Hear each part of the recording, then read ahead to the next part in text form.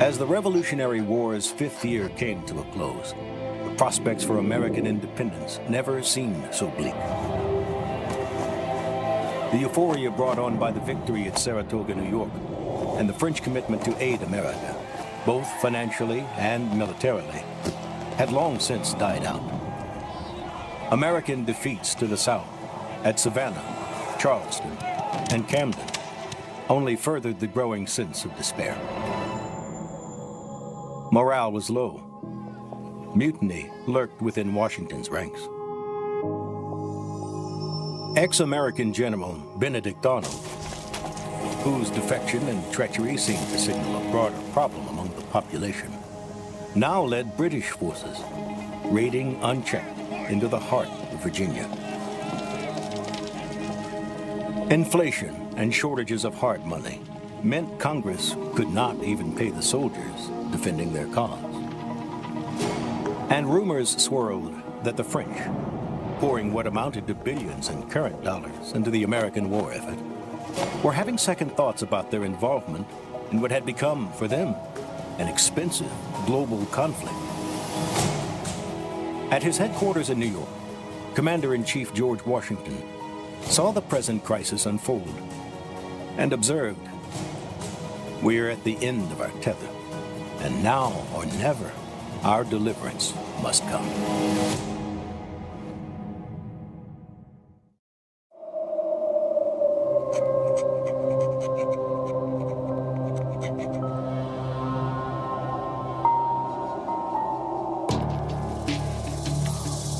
The long streak of British victories would end as they continued their advance into the Carolinas. A recently formed American army under Nathaniel Greene harassed Lord Charles Cornwallis's troops as they marched endlessly through the rough Carolina backcountry. The British were stung with losses at Kings Mountain and Cowpens, coupled with devastating casualties suffered at Guilford Courthouse. Tired of the inconclusive fighting in the Carolinas, Cornwallis made the fateful decision to march his army north to Virginia. It is here, in the home colony of Washington, Thomas Jefferson, and Patrick Henry, that Cornwallis hopes to not only stop the flow of supplies into the Deep South, but to also make Virginia the seat of war, even at the expense of British control of New York. General Sir Henry Clinton, Cornwallis's superior in New York, is angered by the move into Virginia. Not only is it a blatant disregard of orders, it risks wiping away the hard-fought British gains in the Carolinas. Plus, with the news of the French fleet's operation in American waters, Clinton is no longer certain that he can safeguard Cornwallis's position in Virginia or transport him safely elsewhere. Despite these doubts over his strategy, Clinton sends reinforcements south to his aid. By May 1781, Cornwallis unites the British forces at Petersburg, 7,200 strong.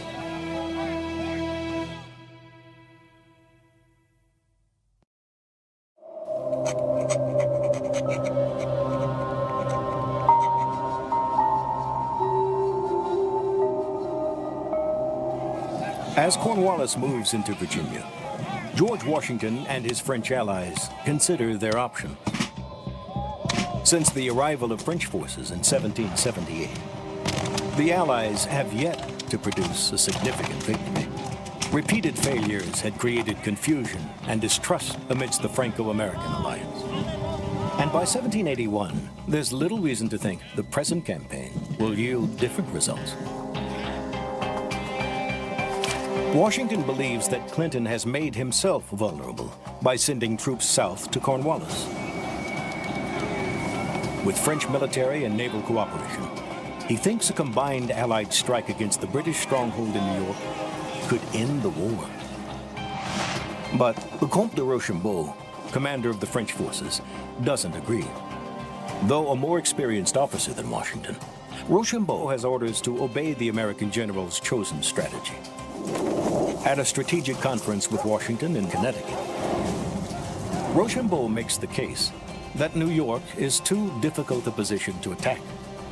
Both commanders are aware of a large French fleet sailing in the West Indies, and that it's available to operate off the American coast before returning to France.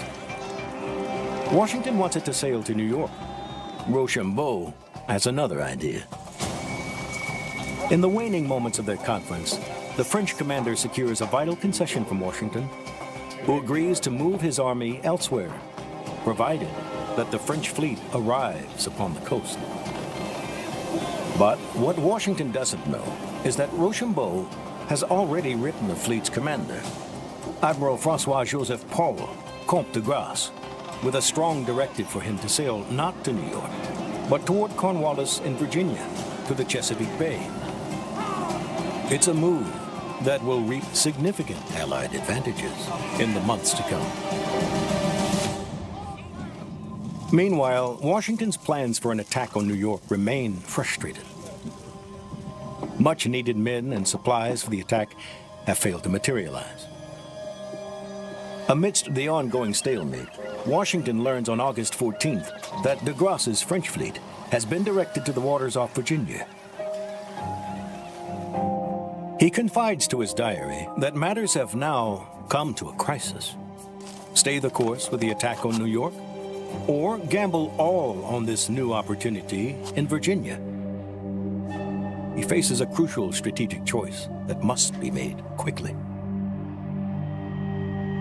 To take advantage of Cornwallis's precarious position, he must move his and Rochambeau's armies overland to Virginia and give up his aims for New York. The march south is filled with risk. Can the French fleet and the small American army in Virginia hold Cornwallis in place long enough? Will Clinton, at New York, even allow his French and American forces to move south? Despite these great concerns, Washington decides to change course. He will move south and attack Cornwallis.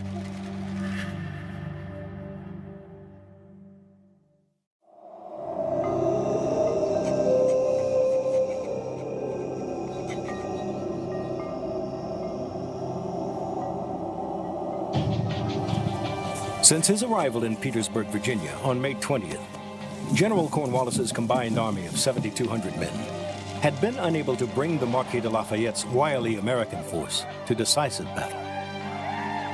The Frenchman-turned-American general was Washington's favorite.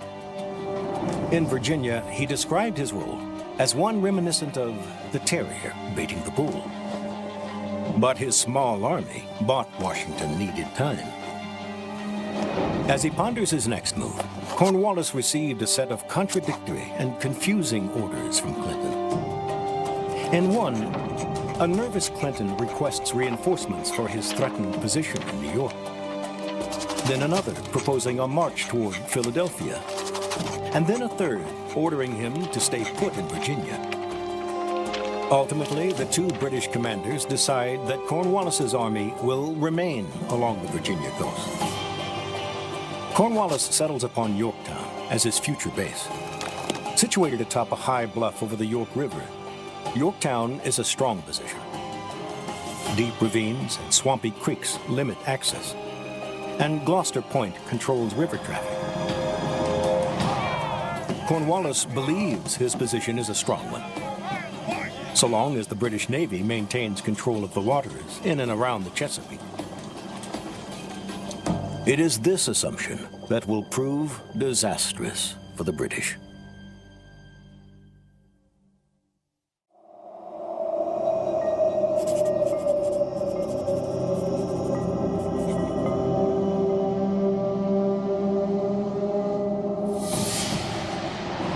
Armed with Rochambeau's directive, de Grasse sails north from French-controlled bases in the Caribbean on August 15th. Using Virginia pilots and sailing the smuggler's route, he arrives at the Chesapeake 2 weeks later. His fleet is 29 ships of the line, 4 frigates, and 3,200 French soldiers. The British quickly realize that it will take a victory by their Royal Navy to reopen any escape by water. Sailing south from New York, British Admiral Thomas Graves and a fleet of 19 ships of the line arrive on September 5th to find the larger French fleet blocking the entrance to the Great Bay. By 4 p.m., the two lines begin to exchange blistering cannon broadsides at a range more suited for pistols. A change in the wind direction forces Graves to stand off. With the sun beginning to set and damage to his fleet mounting rapidly, Graves makes the fateful decision to disengage. Though inconclusive tactically, the Battle of Virginia Capes was the first major naval defeat of the British by the French since 1690. Graves' retreat to New York leaves control of the Chesapeake and Cornwallis's escape route firmly in the hands of de Grasse's French fleet.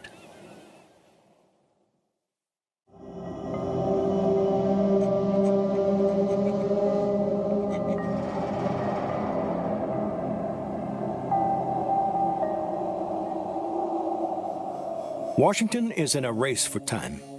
Not only must he reach Virginia before de Grasse's fleet departs the Chesapeake in October, he must also deceive Clinton long enough to allow the Allied force to reach Yorktown before Clinton can respond.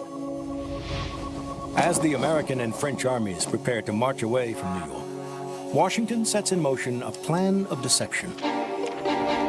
False papers ordering an attack on New York are purposely lost so the British can find them. Fake camps, complete with telltale bakeries, are produced within view of Clinton.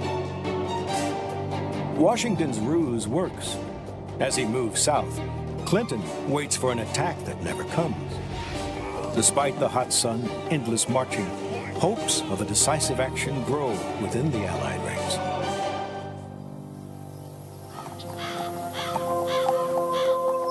Washington rides forward to Mount Vernon, his home that he had not seen in more than 6 long years.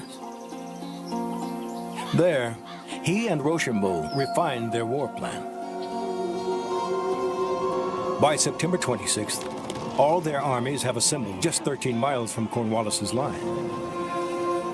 Despite the Allies' great fortune so far, Washington must act quickly to dislodge Cornwallis from around Yorktown before the French fleet retires to safer waters.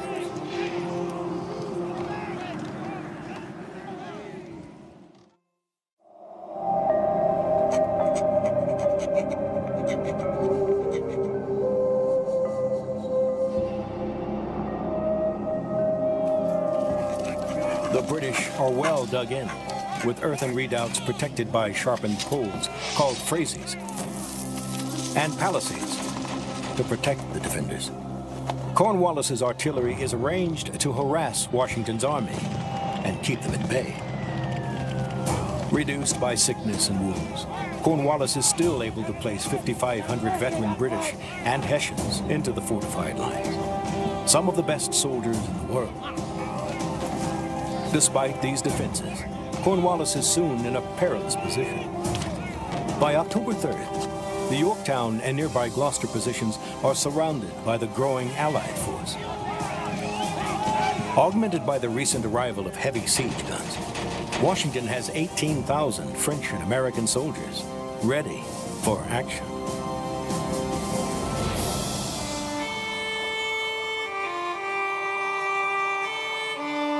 Relying on Rochambeau's experience in classic siege warfare, Washington orders the Yorktown operation to commence. The plan is for American and French forces, in the dark of the night, to dig parallel trenches, inching ever closer until their artillery is in range to begin breaking down Cornwallis's earthen defenses. The siege and victory, claims Rochambeau, is now reducible to calculation.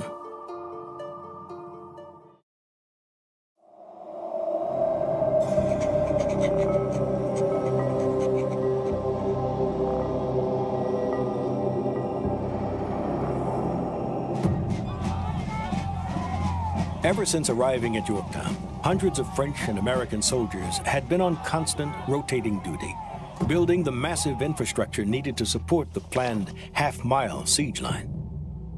On October 6th, Rochambeau's design is set in motion. Under the cover of a rainy night, 1,500 men fan out to begin digging along a line marked by pine boards. 2,500 men move ahead to defend them from attack. 1,000 yards from the British, this first parallel line is 10 feet wide and 4 feet deep. It will house 13 artillery batteries and 4 manned redoubts. Going exactly to plan, most of this line will be filled with troops by sunrise. General Washington is among the first to break the earth with a pickaxe, symbolically beginning the siege of Yorktown. By October 9th, all of the 73 Allied cannons, mortars, and howitzers have been hauled into battery positions along the line. General Washington fires one of the opening shots. As many as 1,700 rounds eventually crash into the unfortunate town each day.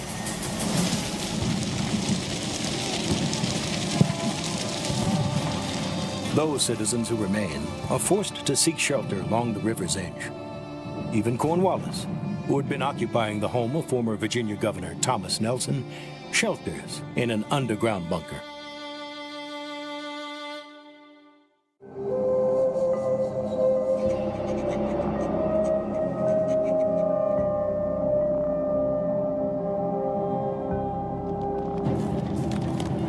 Although the cannons of the Allies were relentless, more pressure was needed.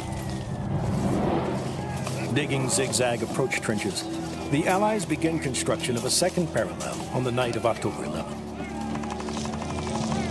This second parallel is only 350 yards from the nearest British defenses, point-blank cannon range. By dawn, they had built a trench 750 yards long. As they build the second parallel line, 2 advanced British redoubts, number 9 and number 10, blocked their path to the river. The Allies will make a direct assault against these stout positions. Leading the American assault on redoubt number 10 is one of Washington's trusted aides, 24-year-old Lieutenant Colonel Alexander Hamilton. Facing the larger and tougher redoubt number 9, Count Guillaume de Dupont will lead the French assault, which includes 400 veteran grenadiers and chasseurs from the regiments Gatinois and Dupont. As night falls on October 14th, the French unleash a diversionary raid on the Fusiliers Redoubt at the far end of the British line. The combined assault begins at 7 p.m. Hamilton leads his 400-man force toward redoubt number 10, illuminated by signal rockets. They must cross a quarter-mile of open ground as fast as they can. Lieutenant Colonel John Lawrence leads 80 Americans around the back of the redoubt, while the remainder make a frontal assault. British grape shot and shells failed to slow the Americans. After a few minutes of hand-to-hand combat, they take redoubt number 10. The French have a tougher time with redoubt number 9 and face intensive musket fire. But after a savage, close-range fight, the French overwhelmed the British and Hessian defenders. At a cost of 24 men killed and nearly 100 wounded, Cornwallis is now trapped at Yorktown, and he has few options. His attempt to slow the Allied bombardment with a sortie of 350 light infantry and grenadiers yields no lasting results. A desperate attempt to flee the lines across the river fails due to lack of boats and terrible weather. Surrounded by a sick and hungry army, the smashed houses of Yorktown, and the rising stench of hundreds of dead and rotting horses, Cornwallis decides to seek the unthinkable: the surrender of his forces to the French and Americans.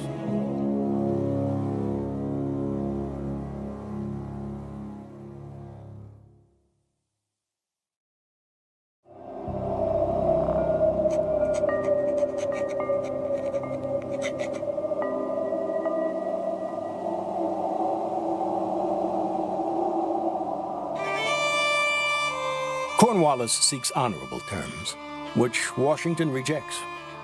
He will give the British the same treatment they gave the Americans a year earlier at Charleston. Colors surrendered, and Cornwallis's men, prisoners. The British commander has no choice but to accept or face further bloodshed. At 2 p.m. on October 19, 1781, the British march from the ruined remains of Yorktown. They stack their weapons and surrender their flags. Lord Cornwallis claims illness, leaving the formal surrender to Brigadier General Charles O'Hara. O'Hara attempts to surrender to Rochambeau, who directs him to General Washington. Washington, in turn, has O'Hara surrender to his second-in-command, General Benjamin Lincoln, who had been forced to ignobly surrender a year before at Charleston. With Cornwallis's sick and wounded, more than 8,000 prisoners are counted at Yorktown, along with over 200 cannon, 8,000 muskets, and 2,000 swords. The British suffer 556 killed, wounded, or missing. The Allies, 389, nearly two-thirds of which were French. That evening, Washington notifies Congress, writing simply that a reduction of the British Army under the command of Lord Cornwallis is most happily effected. The evening of October 22nd, they issue a decree for a day and a night of celebration.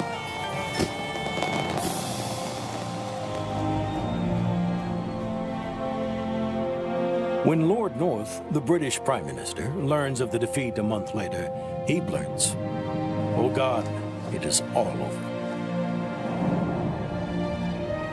And while King George III continues to ask for further military actions, the war is essentially over. The defeat at Yorktown and the mounting costs of the war saps British public support for continued action. In April 1782, the British Parliament seeks out the American ministry in France to begin negotiations. 18 months later, the Treaty of Paris is ratified by Congress, bringing about the end of America's war for independence and the beginning of a new nation. With the war over, General Washington shocked the world in December 1783 by resigning his commission as Commander-in-Chief. Walking away from such a powerful position prompted King George III to call him the greatest character of his age. But his retirement from public service would be short-lived. By 1787, he was elected president of the Constitutional Convention in Philadelphia. 2 years later, he would become the first president of the United States.